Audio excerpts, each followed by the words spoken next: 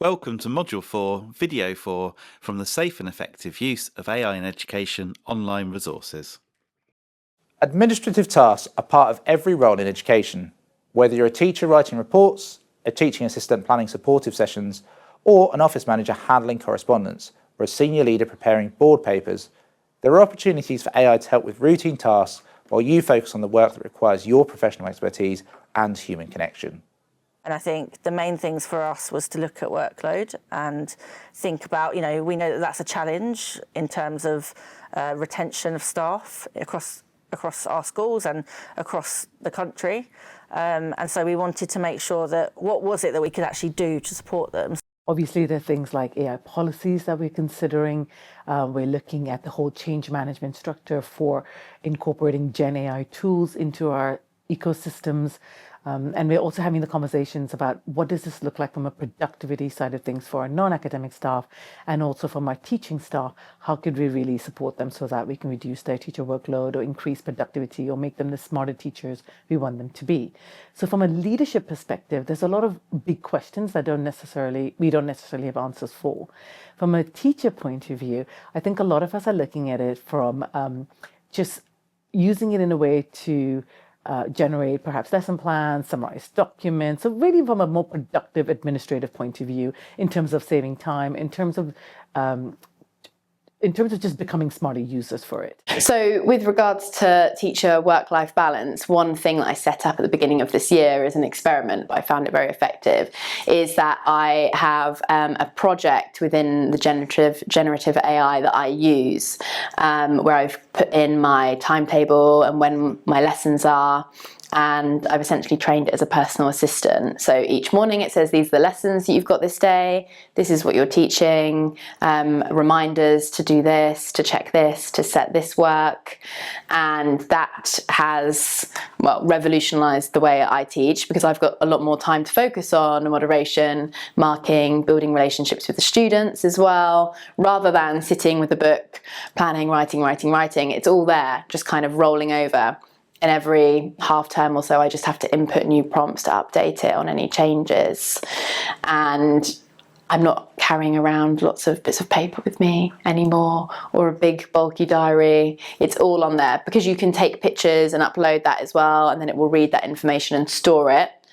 From a teacher organisation perspective, I've been very grateful for that. One of the most common uses of AI tools is drafting communications. AI can help you structure emails, letters, and other correspondence more efficiently. You might use it to draft initial versions of routine communications, rephrase messages to adjust tone or formality, create templates for frequently sent communications, or translate communications for families who speak other languages. When using AI for communications, consider providing context about your relationship with the recipient, the purpose of the communication, and any specific points you need to include. It can be useful to provide a previous communication to help shape the style, language, and tone. Always review and adapt the output, as AI-generated text can sometimes feel impersonal or miss the nuances of your specific situation. AI provides a starting point, but the final communication needs to reflect your professional judgment and your setting's values and language. Never input names or addresses into generative AI, and you must always comply with your GDPR policy when discussing specific student situations in emails. Take the example, if you will, of the knit letter. If we've got an outbreak of head lice knits in a particular year group and we have to send a letter home about that. There are templates there. I'm sure there are plenty on the school server for that. But asking the generative AI to produce a letter for that and giving it a particular focus to the language. So we might draw on what we know about nudge theory, about behavioral insights, and say, can you incorporate these ideas into this generic letter home about a particular issue? Plenty of other examples where the AI can really help with workload when it comes to homeschool communication. This isn't about replacing admin staff, because it's much more about finding ways in which their time can be used much more effectively for the personal communication, which is really important when parents parents are thinking about their own child's education. So some letters, I think, will still be very much person-to-person communication. Others, perhaps, the AIs might be able to play a role in. I use AI myself personally to produce a school promotional campaign, utilizing a data bank campaign, and to inform parents about free data over Christmas.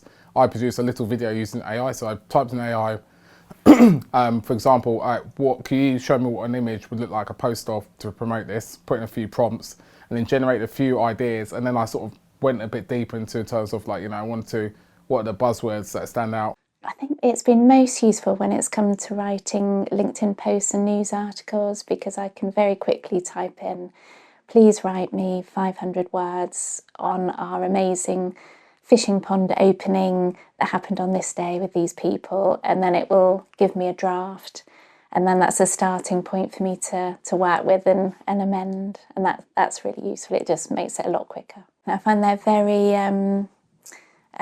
gushing, so I sort of have to tone it down and take out a few thrills and quite a lot of exclamation marks. In another example, a teaching assistant who supports a small reading group might need to provide the class teacher with a summary of how pupils are progressing. They might have rough handwritten notes from several sessions, but limited time to write them up. Using a generative AI tool that has been assessed for data security and approved by their school, they might prompt something like, please help me organise these into a clear summary for the class teacher, group the information by pupil, highlight any progress or areas of difficulty I've noted, and flag anything that might need follow-up. Keep the language professional but concise. This is for internal use only.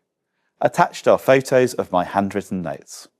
When using AI for tasks that involve grouping information by pupil, it's important to remember this may count as personal data under UK GDPR. Any notes and observations, including handwritten notes, may still be identifiable information. Ensure you only process this type of information using AI tools that have been approved by your school, college, or your data protection officer. This prompt works because it explains the purpose and audience and specifies how the information should be organised.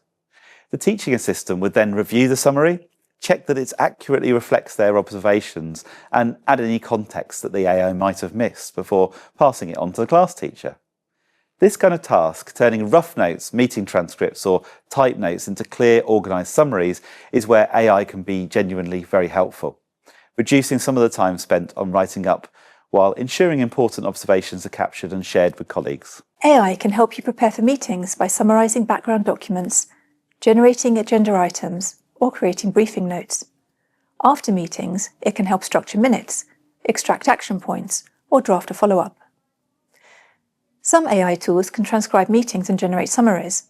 If you're using these tools, make sure all participants are aware that the meeting is being recorded and transcribed, that the tool meets your school or college's data protection requirements, and that you review any AI-generated summaries for accuracy before sharing them.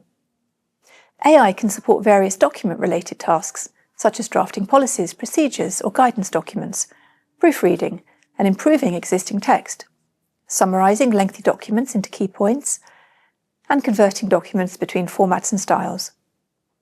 It can also be useful when looking to create reports, business cases, or proposals by suggesting clear structures and foundations from which to build. For policy documents in particular, AI can provide useful starting points, but it should never be the final version. Your policies need to reflect your specific context, comply with current legislation and guidance, and align with your school or college's values and approach. Opportunity to be part of a working party testing an AI education assistant has been approved by both the trust and the school with all the necessary data and security checks in place. This AI assistant comes with a range of structured tools that help refine the outputs, making sure that they're useful and relevant. And honestly, it's been a huge time saver. It has saved me hours and hours of work in several ways. I'm also an ECT mentor, so I write detailed observation reports, which can be time-consuming. AI has helped me clean up and streamline my notes, making reports more concise and professional while keeping all the important details intact. AI can help you work with data and create reports.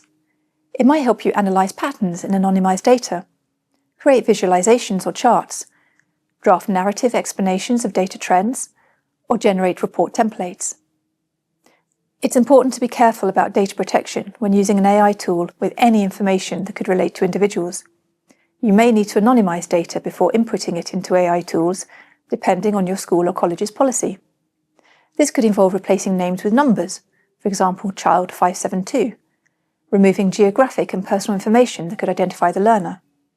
You should always follow your settings guidance on this. Ensure you're using tools with data safeguards in place, often referred to as enterprise tools, and consult your data protection officer if you're unsure whether your intended use is appropriate. There's plenty of issues around which we need to develop policies, and we need to be up to date with what current government policy and strategy is around things. And there are some lovely tools out there where we can give it a particular document as a starting point, far less likely than the more generic tools to hallucinate, to just make things up, because we're giving it source material to work from, and then saying, okay, read this document and now give me the changes that we need to make to our particular policy, or give me a summary of this, or even produce for me a 10-slide presentation that I could use with staff to introduce this. There are many routine administrative tasks where AI might save time. These include creating checklists or process guides, drafting FAQ documents, generating calendar schedules or timelines, and creating standard operating procedures. Standard operating procedures can be produced from voice recordings, for example, allowing you to record a process and then upload it to be summarised. The key is to identify tasks that are time-consuming but relatively routine, where AI can handle the initial drafting and you can focus on reviewing and refining the output. AI can help with routine drafting, freeing you to focus on professional judgment. Always review and adapt AI outputs. They're starting points, not finished products. Protect personal data and respect confidentiality. Use only approved tools and follow your school or college's guidance. Consider where AI adds genuine value versus when human input is essential from the start.